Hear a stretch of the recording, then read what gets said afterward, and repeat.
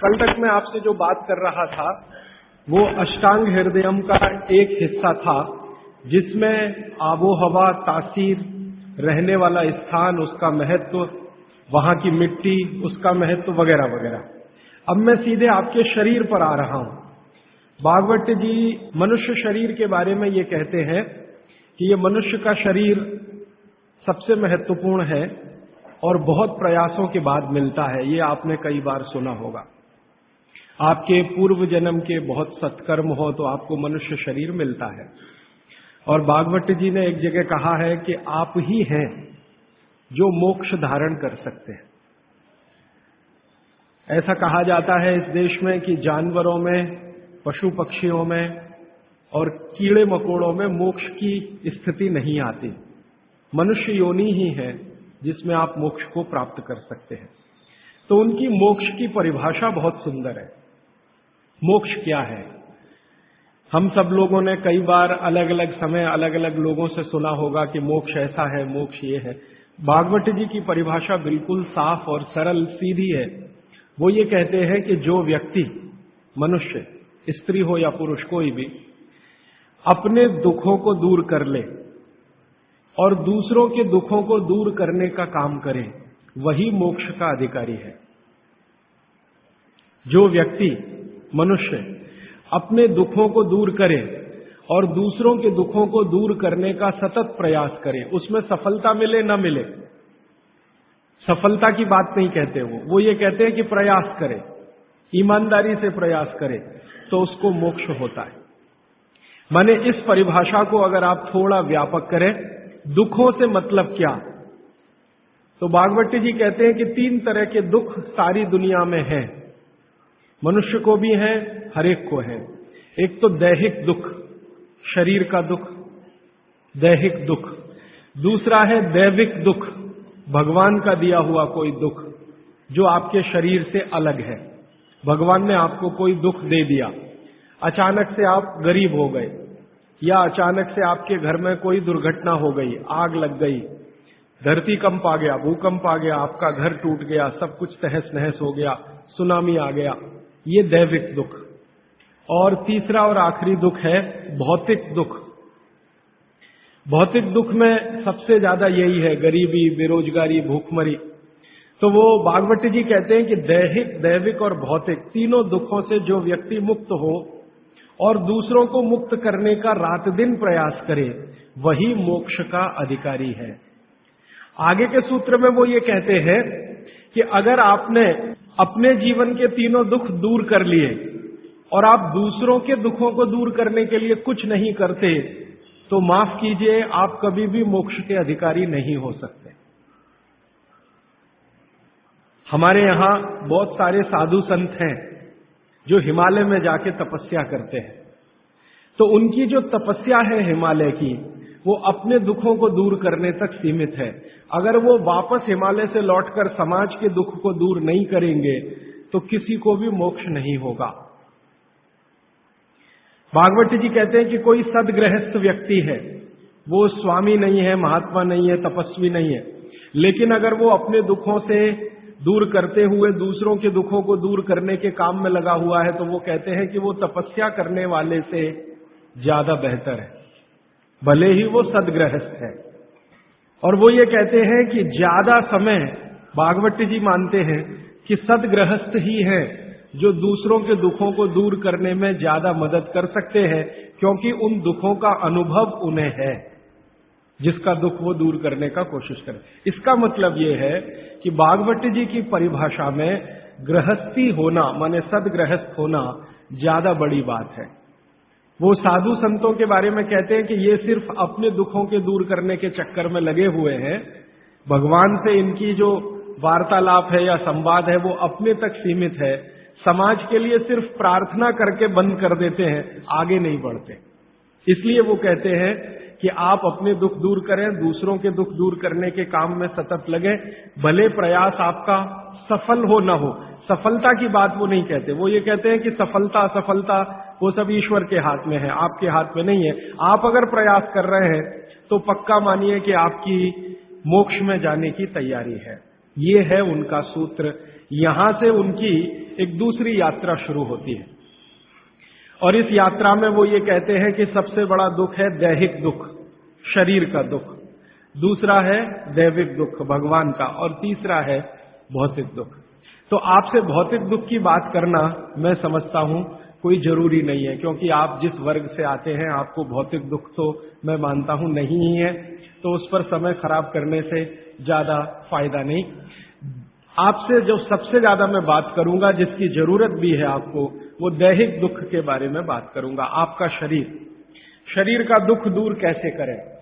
तो भागवत जी का सूत्र है, वो ये कहते हैं कि शरीर दुख दूर करने के लिए सबसे महत्वपूर्ण है आपका पेट। ये जो पेट है, शरीर का मध्य भाग, वो ये कहते हैं कि शरीर का दुख दूर करने में सबसे बड़ी भूमिका इसकी है।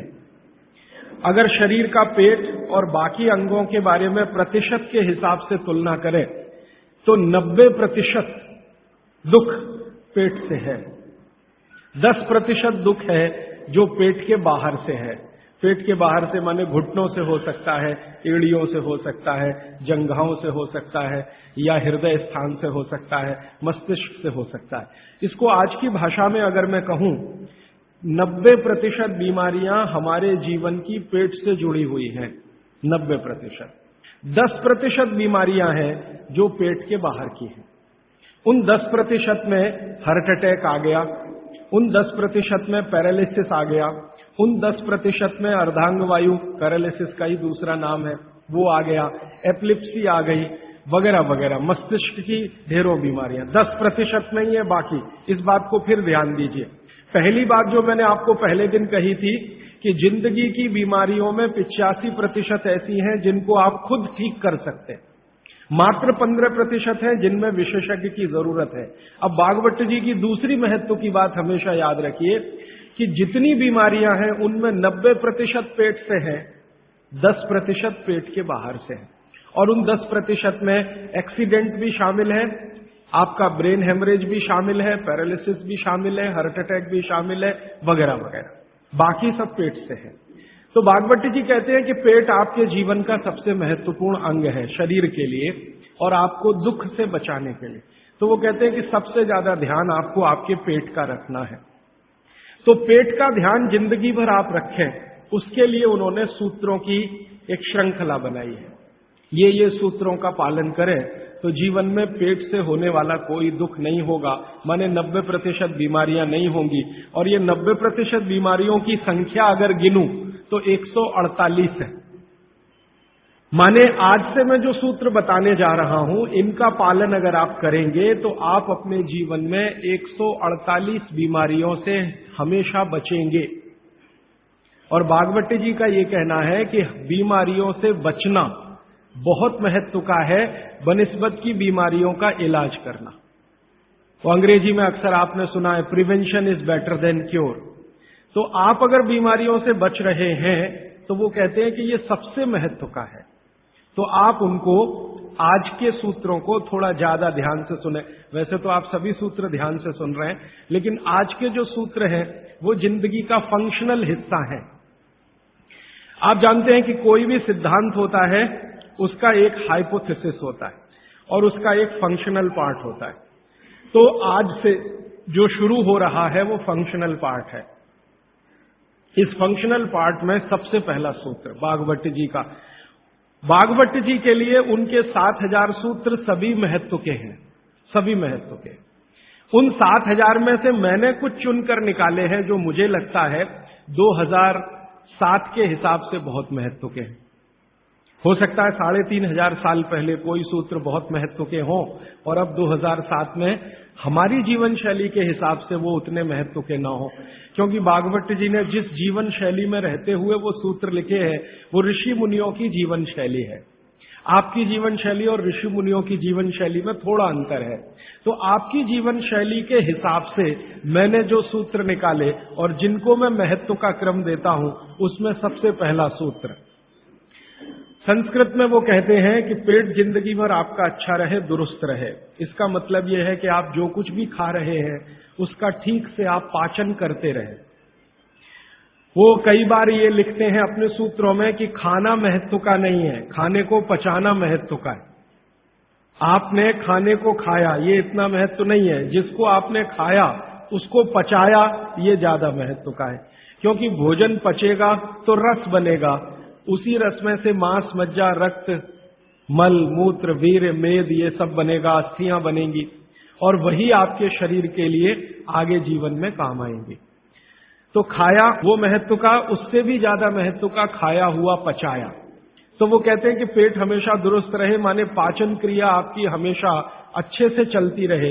इसके लिए पहला सूत्र उन्होंने लिखा, भोजनांते विषम वारी। ये पहला सूत्र मेरे हिसाब से, उनके हिसाब से नहीं, मेरे हिसाब से पहला सूत्र भोजनांते विषम वारी। इसका सीधा सा अर्थ है, भोजन के अंत में पानी पीना विष पीने के बराबर है। सूत्र ये है, भोजन अंते, भोजनांते, आप जानते हैं संस्कृत में मिला के कहने की परंपरा है। भोजन अंते माने भोजन के अंत में, भोजनांते विषम वारी। विष समझते हैं आप, जहर, जहर जैसा क्या है? पानी। भोजन के अंत में पानी जहर के जैसा है, विष के जैसा है। ये सूत्र है। अब इसको थोड़ा व्याख्यायित करता हूं ताकि समझ में आए। भोजन के अंत में पानी विष के जैसा है, ये बात वो कह रहे हैं। इसको समझना चाहिए कि क्या कह रहे हैं। सूत्र उतना ही है, समझने के लिए मैं आपको बहुत उदाहरण दूंगा ताकि आप जल्दी पता कर पाएं। भागवत जी ने एक सूत्र में ये कहा है कि हमारा जो शरीर है, इसका जो मुख्य स्थान पेट है, इसमें एक स्थान होता है पेट के अंदर, नाभि, लेफ्ट साइड में, नाभि से थोड़ा ऊपर जहां मेरा हाथ रखा हुआ है, इस स्थान को कहते हैं जठर।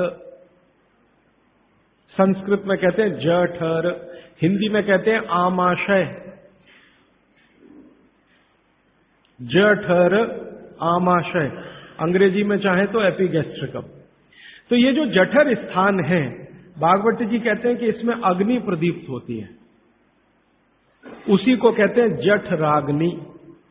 जठर अग्नि, जठराग्नि। तो वो कहते हैं कि जो आपका जठर स्थान है, इसमें अग्नि प्रदीप्त होती है, और भोजन जो कुछ भी आप करते हैं वो पहले जठर में ही जाता है, आमाशय में इकट्ठा होता है, वहां अग्नि प्रदीप्त होती है। वो अग्नि भोजन का पाचन करती है। ये है महत्व की बात। अब अग्नि प्रदीप्त हुई, आपने भोजन किया, अग्नि प्रदीप्त हुई। और भागवत जी इसके लिए एक सुंदर श्लोक लिखा है, लंबा है लेकिन हिंदी में बताता हूं। वो ये कहते हैं कि खाते ही अग्नि प्रदीप्त होती है, ऐसे ही जैसे आप बिजली के स्विच को ऑन करते ही लाइट जलती है। ये ऑटोमेटिक है, अपने आप होती है। आपने रोटी का पहला टुकड़ा मुंह में डाला और जैसे ही टुकड़े को चबाना शुरू किया, लार बनना शुरू हुआ, तुरंत अग्नि प्रदीप्त हो जाती, पहले ही टुकड़े में। तो ये अग्नि प्रदीप्त हुई। अब आप जो भोजन कर रहे हैं, ये इस अग्नि के प्रभाव में पचेगा। तो भोजन के पचने की क्रिया में पहले भोजन रस में बदलेगा। पहले पेस्ट बनेगा, जैसे टूथपेस्ट की कंडीशन होती है वैसा बनेगा, लुगदी जैसा। फिर उसमें से रस बनेगा, फिर रस में से सब कुछ बनेगा। तो वो कहते हैं कि आपने जैसे ही भोजन किया, अग्नि प्रदीप्त हुई।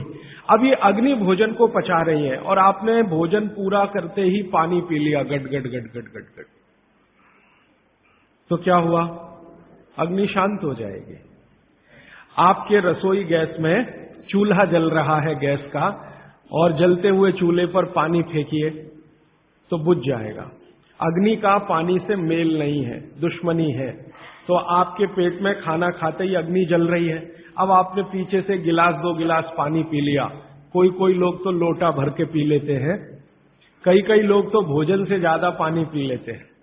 तो ये जो पानी गया, इसने अग्नि को शांत कर दिया। अब अग्नि शांत हो गई तो फिर भागवत जी कहते हैं भोजन पचेगा नहीं, वो सड़ेगा। अब उन्होंने 20 सूत्र लिखे हैं कि भोजन पचेगा तो क्या होगा और भोजन सड़ेगा तो क्या होगा। मैं सड़ने वाले हिस्से की बात कर लेता हूं। वो कहते हैं कि भोजन अगर सड़ना शुरू हुआ तो सबसे पहले गैस बनेगी, वायु बनेगी, वायु। और ये वायु आपकी जिंदगी हराम कर देगी। और ये वायु की तीव्रता जब बढ़ेगी तो गले में जलन होगी, छाती में जलन होगी, पेट में जलन होगी। फिर और ज्यादा तीव्र अगर ये हो गई वायु तो ये शरीर में जाएगी, घूमेगी, क्योंकि वायु को पकड़ना मुश्किल है, जहां स्थान मिलता है वहीं जाती है। तो ये वायु पूरे शरीर में घूमेगी तो सिर घूमेगा, आपको चक्कर आएंगे, सिर में दर्द होगा, पीठ में भी दर्द हो सकता है, हृदय स्थान पे भयंकर दर्द हो सकता है। कई बार तो इतना दर्द होता है कि आपको लगेगा कि हार्ट अटैक आ गया, लेकिन वो वायु का दर्द है, हार्ट अटैक नहीं।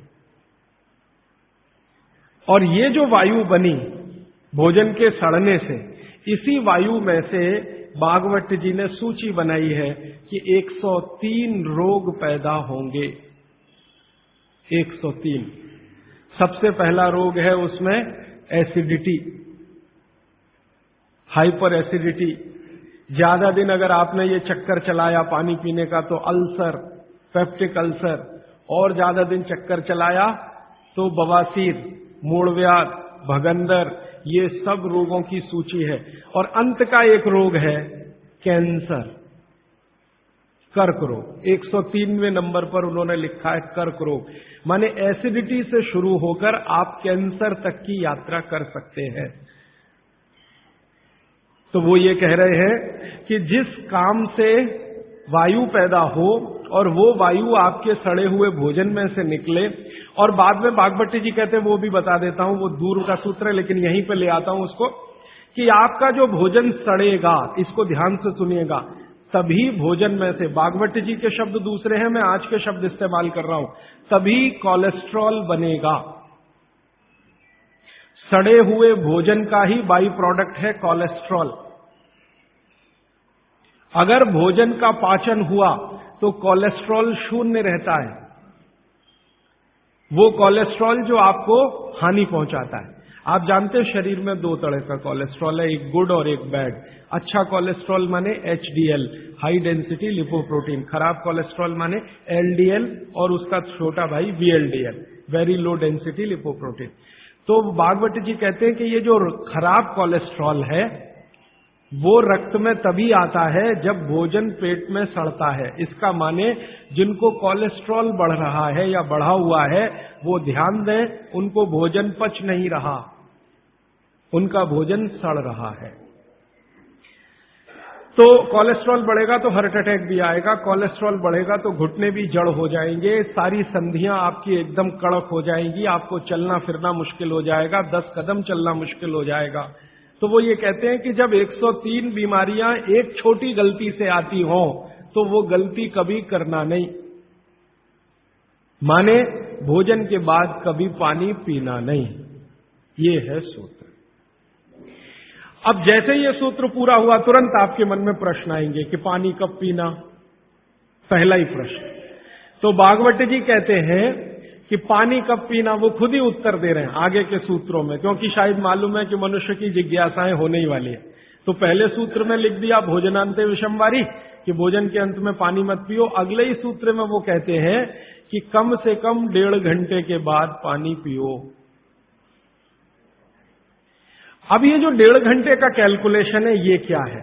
ये भागवत जी कहते हैं कि जो आपने खाया वो आपके जठर स्थान में 1.5 घंटे तक अग्नि के प्रभाव में रहता है, 1.5 घंटे तक।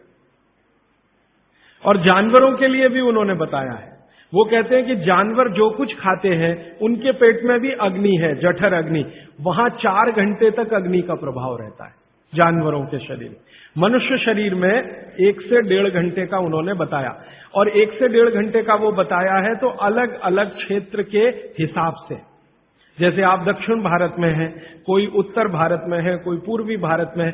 अब मान लीजिए उत्तरांचल का कोई आदमी इसी सूत्र को पढ़ेगा तो उसको तो अग्नि का असर 2 से 2.5 घंटे रहेगा, पहाड़ वाला। लेकिन आपके लिए मैं बात कर रहा हूं तो 1 से 1.5 घंटा। तो वो कहते हैं कि 1 से 1.5 घंटे पेट में अग्नि का प्रभाव है। जब तक अग्नि का प्रभाव है पानी मत पियो, क्योंकि पानी पीते ही अग्नि बुझेगी। अग्नि का काम है भोजन को पचाना, पचेगा नहीं तो सड़ेगा, सड़ेगा तो 103 रोग पैदा करेगा। तो सीधा सा दूसरा सूत्र है कि भोजन के 1.5 घंटे के बाद पानी पीना। ठीक है, अब तुरंत आपके मन में सवाल आएगा, भोजन के बीच में पीना कि नहीं पीना, और भोजन के पहले पीना कि नहीं पीना। भागवत जी ने इसका उत्तर अगले सूत्रों में दिया है। वो ये कहते हैं कि भोजन के पहले पानी पीना तो कम से कम 40 मिनट और अधिक से अधिक 1 घंटा। आपको सीधा सा हिसाब बताता हूं, 10 बजे खाना अगर खाना चाहते हैं तो 9 बजे से लेकर 9:20 तक आप चाहें उतना पानी पी सकते हैं। 9 बजे से लेकर 9:20 तक। और बीच में पीना कि नहीं, तो इसके लिए भागवत जी कहते हैं, ये बहुत साइंटिफिक बात उन्होंने कही है, बहुत साइंटिफिक है। वो कहते हैं कि अगर आपके भोजन में 2 अन्न हैं, दो अन्न, माने एक रोटी खा रहे हैं आप, वो गेहूं है, और दूसरा चावल खा रहे हैं, तो चावल और गेहूं 2 अन्न है। तो और सामान्य रूप से आप सभी के भोजन में शायद 2 ही अन्न होते हैं, इसलिए मैं ये सूत्र कह रहा हूं। ये 1 अन्न वालों के लिए नहीं है, 2 अन्न वालों। जो 2 अन्न खाते हैं भोजन में, उनको एक अन्न की पूर्ति पूरी हुई और दूसरे की शुरू होने वाली है, तो बीच का जो जंक्शन पॉइंट है, इस पे पानी पीना। मतलब इसका सीधा है, रोटी पूरी हो गई, अब आप चावल खाने की तैयारी कर रहे हैं, तो रोटी खाने के बाद चावल खाने से पहले आप जरूर पानी पीना, लेकिन मात्रा कितनी? तो वो कहते हैं 2 या 3 घूंट, इतना ही। उसके बाद जब दूसरा अन्न आपने शुरू कर दिया, फिर नहीं, फिर तो पूरा आप भोजन ही करके उठिए। अब आप भोजन कर लिया तो गला साफ करने के लिए थोड़ा 1-2 घूंट और पी लेना, गला साफ करने के लिए, पानी पीने के लिए नहीं है, वो गला साफ करने के लिए। अब आपके मन में तुरंत एक प्रश्न आएगा कि भोजन के अंत में क्या पीना? फिर पानी तो नहीं पीना, 1.5 घंटे तक तो नहीं पीना, तो कुछ पी सकते हैं। तो भागवत जी ने 3 चीजें बताई हैं, उसके लिए पूरा सूत्र लिखा है कि भोजन के अंत में सबसे अच्छी चीज जो पीने के लिए है वो है छाछ, वो है मट्ठा, दही का तक्रम। जो शब्द उन्होंने इस्तेमाल किया वो तक्रम, तक्रम माने यही है लगभग छाछ मट्ठा के आसपास की चीज, तक्रम। वैसे तक्रम की उन्होंने परिभाषा दी है कि दही को खूब अच्छे से मथने के बाद उसका मक्खन जो निकल गया, तो मक्खन निकालकर जो बचा वो तक्रम। मक्खन रह गया तो वो लस्सी, लस्सी पीने के लिए नहीं कह रहे, तक्रम की बात है। तो आप भोजन के बाद जो सबसे अच्छी चीज पी सकते हैं वो है छाछ, वो है मट्ठा। मट्ठा शब्द एकदम अच्छा है, हिंदी का शब्द है, शायद आप सब समझते हैं। गुजराती हैं तो छाछ आप अच्छे से समझते हैं। तो छाछ पिए हैं या मट्ठा पिए, ये सबसे अच्छी चीज। दूसरी सबसे अच्छी चीज उन्होंने बताई है वो है दूध, दूध दूसरी सबसे अच्छी चीज। और तीसरी सबसे अच्छी चीज बताई है फल का रस, कोई भी फल का रस, लेकिन वो कह रहे हैं मौसमी फल का रस, जिस मौसम में जो फल आता है उसका रस, माने मौसम के विरुद्ध के फल नहीं।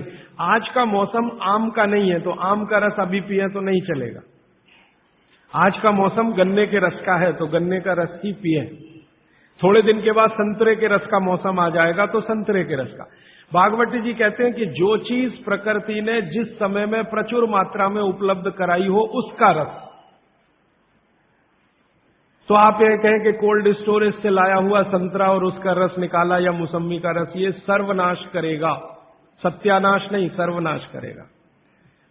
वो ये कहते हैं कि भगवान ने और प्रकृति ने आपके शरीर के हिसाब से सारी चीजों को सेट किया है, और वो कहते हैं कि भगवान ने इस प्रकृति को बनाया है तो बहुत ही सोच समझकर बनाया, एक एक माइक्रो कैलकुलेशन उसने किए, तब आपको ये प्रकृति के साथ उसने रखा है। तो प्रकृति में जब जो चीज बहुत मात्रा में हो उसी का रस, जैसे अभी टमाटर का सीजन है तो आप भोजन के बाद टमाटर का रस पी सकते हैं भरपेट। इस समय गन्ने के रस का सीजन है तो भोजन के बाद आप गन्ने का रस भरपेट पी सकते हैं। जो भी अभी थोड़े दिन में अंगूर का सीजन आ जाएगा तो भोजन के बाद अंगूर का रस पी सकते हैं, संतरे का, जब जब जो सीजन आए वो ध्यान रखना है। अब इसमें आगे एक सूत्र है वो बहुत महत्व का है। भागवत जी कहते हैं मट्ठा या छाछ कब पीना, दूध कब पीना, रस कब पीना। तो उसके लिए उन्होंने बहुत स्पष्ट और बहुत जोर देकर ये कहा है कि मट्ठा हमेशा दोपहर के भोजन के बाद ही पीना, सामान्य लोगों के लिए। असामान्य लोगों के लिए बाद में बताऊंगा। जो सामान्य लोग हैं आपके मेरे जैसे, मट्ठा हमेशा दोपहर के भोजन के बाद ही पीना। और दूध हमेशा रात के भोजन के बाद ही पीना। दूध माने शाम को 6-7 बजे के भोजन के बाद ही पीना। और जूस हमेशा सुबह के भोजन के बाद ही पीना। सुबह का भोजन माने नाश्ता। भागवत जी ने नाश्ता शब्द कहीं नहीं इस्तेमाल किया है, सुबह का भोजन। आप उसको नाश्ता कैसे? तो सुबह के भोजन के बाद जूस, दोपहर के भोजन के बाद मट्ठा और रात के भोजन के बाद दूध। और वो ये कहते हैं आगे के सूत्र में कि इनका क्रम उल्टा सीधा मत करना कभी। माने सुबह के भोजन के बाद दूध पी लिया, रात के भोजन में जूस पी लिया या मट्ठा पी लिया। वो कहते हैं ये उल्टा क्रम आप मत करना। क्यों नहीं करना? तो आगे वो एक्सप्लेनेशन देते हैं, वो ये है बहुत महत्व का कि हमारे शरीर को मट्ठे का पाचन होने के लिए जो रस की जरूरत होती है, रस माने एंजाइम, जो एंजाइम या रस की जरूरत होती है वो दोपहर को ही होते हैं पेट में। इसी तरह हमारे शरीर में दूध का पाचन होने के लिए जो रस की जरूरत पड़ती है या एंजाइम की जरूरत पड़ती है वो सूर्यास्त के बाद ही होते हैं, या सूर्यास्त के समय ही उनकी उत्पत्ति शुरू होती है। और जो रस और एंजाइम की जरूरत जूस पचाने के लिए है वो सुबह ही होते हैं। इसलिए आप नियम बना लो, ब्रेकफास्ट में जूस, लंच में मट्ठा छाछ और डिनर में दूध। बच्चों को भी यही नियम, बड़ों को भी यही नियम। अब आप कहेंगे हमारे बच्चे तो स्कूल जाते हैं दूध पीकर जाते हैं, तो बदल दो, जूस पीकर भेजो या पिलाकर भेजो। और आप कहेंगे जी पिएंगे नहीं। आप जैसी आदत डालेंगे बच्चे वैसे ही होने वाले हैं, क्योंकि बच्चे अपने से कुछ नहीं सीखते, वो आपका सिखाया हुआ है सारा कुछ। तो अब तक आपने बच्चों को दूध पीने की आदत डाली है, आज से माफी मांग लो कि गलती हो गई हमसे। अब हम आपको चाहते हैं कि आप जूस पी के जाओ। क्यों जाओ? तो उनको ये बात समझाओ, शायद समझ जाए, वो भी समझ जाएंगे तो उनकी भी जिंदगी में ये परमानेंट हो जाएगा। सुबह के नाश्ते के बाद जूस पीना, दोपहर के भोजन के बाद मट्ठा, रात के भोजन के बाद दूध। ये सूत्र है। अभी इसके आगे का सूत्र भागवत जी कहते हैं कि आप खाने के 1.5 घंटे के बाद पानी पिएं, क्योंकि जठर के अग्नि के प्रभाव में खाना 1.5 घंटे तक रहता है। तो पानी कैसे पिए? कैसे पिए पानी? तो हमारे यहां पानी पीने के बहुत तरीके हैं। लोटा मुंह से लगाया, गट गट गट गट उतार लिया। गिलास मुंह से लगाया, गट गट गट गट उतार लिया। क्या ये तरीका? तो भागवत जी कहते हैं नहीं, ये तरीका बिल्कुल गलत है पानी पीने। वो कहते हैं कि पानी को चुस्कियां ले लेकर पिए, घूंट भर भर के पानी पिए, सिप ले लेकर पानी पिए। ऐसा पानी पीने का नियम। जैसे आप गर्म दूध पीते हैं ना, भागवत जी बिल्कुल उसके समकक्ष रखते हैं कि गर्म दूध आप जैसे पीते हैं एक एक सिप या चुस्की लेकर घूंट भर के, ऐसे ही पानी पिए। अब ये क्यों? ये समझ लें। आप एक साथ पूरा पानी उतारें गले के नीचे और एक एक घूंट पानी उतारें गले के नीचे, दोनों में जमीन आसमान का अंतर है। क्या अंतर है? मैं आपको एक महत्व की बात समझाना चाहता हूं, ये जीवन भर याद रहे तो बहुत अच्छा। हमारे पेट में भोजन को पचाने के लिए अग्नि होती है और इस अग्नि को तीव्र करने के लिए अम्ल होता है, अम्ल, एसिड। आप जानते हैं पेट में अम्ल बनता है, प्राकृतिक रूप से बनता है। अब पेट में तो अम्ल बनता है और भगवान ने ऐसी व्यवस्था की है कि पेट में अम्ल दिया है और मुंह में क्षार बनता है, जिसको लार कहते हैं आप, लार, स्लाइवा, सैलिवा, लार, लाला रस, अलग अलग नामों से आप जानते हैं। तो मुंह में बनती है लार, ये है क्षार, और पेट में बनता है अम्ल। आप थोड़ा भी अगर विज्ञान जानते हैं तो आप जानते हैं कि क्षार और अम्ल को मिलाओ तो हो जाता है न्यूट्रल। अम्ल और क्षार आपस में मिले तो न्यूट्रल होता है, माने सामान्य चीज बनती है, जिसको हम लोग कहते हैं लवण। एक लवण होता है नमक, वो अलग है, केमिस्ट्री के लवण की बात कर रहा हूं। तो अम्ल और क्षार आपस में मिलते रहे तो न्यूट्रल होते हैं। अम्ल का मतलब है जिसका पीएच 7 से कम है, और क्षार का मतलब है जिसका पीएच 7 के आगे है, और न्यूट्रल का मतलब जिसका पीएच 7 है। ये जो पानी है ना, पानी, ये ना अम्ल है ना क्षार है, ये न्यूट्रल है। तो भागवत जी कहते हैं कि पेट आपका अक्सर पानी के जैसा रहे तो बढ़िया। और जिनका पेट पानी के जैसा, माने पेट की अम्लता ना बढ़े और पेट का क्षारपन भी ना बढ़े, pH 7 के आसपास रहे, तो भागवत जी कहते हैं ऐसे व्यक्ति को 100 से ज्यादा वर्ष जीने की पूरी गारंटी है।